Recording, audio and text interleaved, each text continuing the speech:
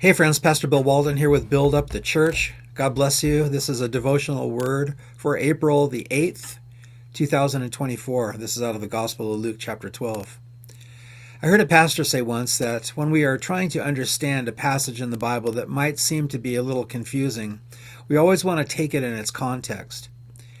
He said a bit of a humorous thing. He went on to say, if you take a text out of its context, all you're left with is a con. In other words, all you're left with is something that's not correct. And so it's in that mindfulness and that mindset that I want us to consider some verses that Jesus is saying here in Luke chapter 12. In Luke chapter 12, previous to verse 49, Jesus has been talking about wise and foolish servants. They are all put in charge of something until their master is going to return. Half of them are watching, half of them aren't, and there are judgments that follow, and there are rewards that follow. And so he's been speaking about two groups of people, and then we pick up the passage in verse 49 when Jesus says this, I came to send fire on the earth, how I wish it were already kindled. Now that's in the context, I believe, of two groups of people, some that are looking for the return of Jesus and others that aren't. I believe the fire that he's talking about is a dividing fire, a judgment fire, a fire that reveals people's hearts for who they truly are. As the Apostle Paul speaks to the Corinthians in 1 Corinthians, the fires of God's judgment will burn off wood, hay, and straw, but gold, silver, and precious stones will survive the fire. It's qualities of faith, it's realities of faith, and I believe Jesus is speaking in that same mindset here in Luke chapter 12. Once again, I came to send a fire on the earth. How I wish it were already kindled. But I have a baptism to be baptized with, and how distressed I am till it is accomplished. In other words, I still have to face the cross. Jesus would be immersed in the suffering of the cross in the same way that a person is immersed in water at baptism. Now, those things mean two different things, but the idea of the word baptism means to immerse, and so Jesus is saying, I wish the dividing fire was already here, but it can't be until I go to the cross to pay for the sins of the world, to receive those who will accept me. And then Jesus went on to say this, do you suppose that I came to give peace on earth? I tell you, no, not at all, but rather division. Now, the goal of Jesus was to die for the sins of mankind, but as he said in the previous parable, only some of the people will believe that. Others won't believe that. And in essence, the result is division. Jesus didn't come to cause division, but his presence and his message and his death on the cross and his resurrection from the tomb all speaks of people needing to decide. And in that sense, because of Jesus, there is division even among families.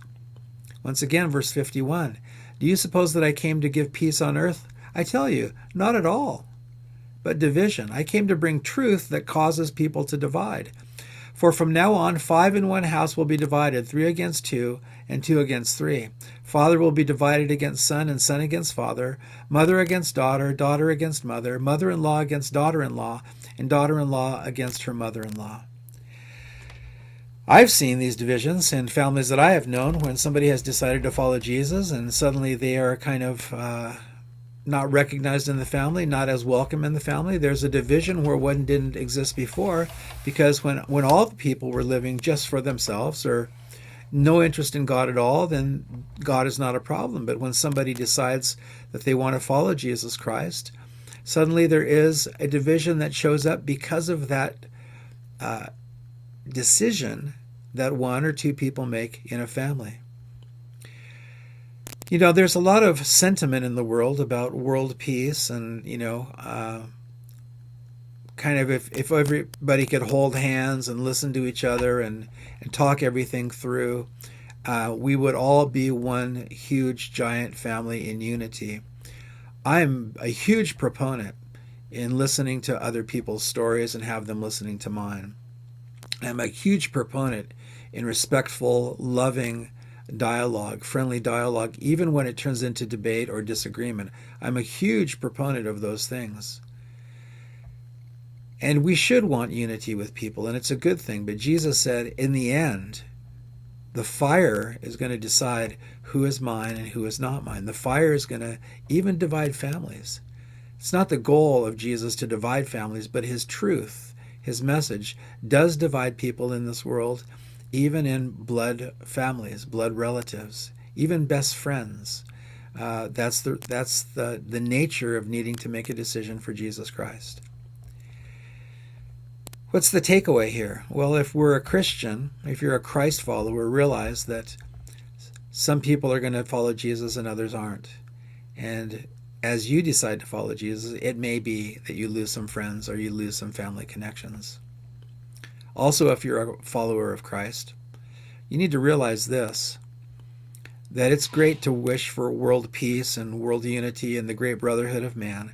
But Jesus said, sadly, it won't come because not everybody's going to choose him. So we don't want to get our hopes up for something that Jesus never promised.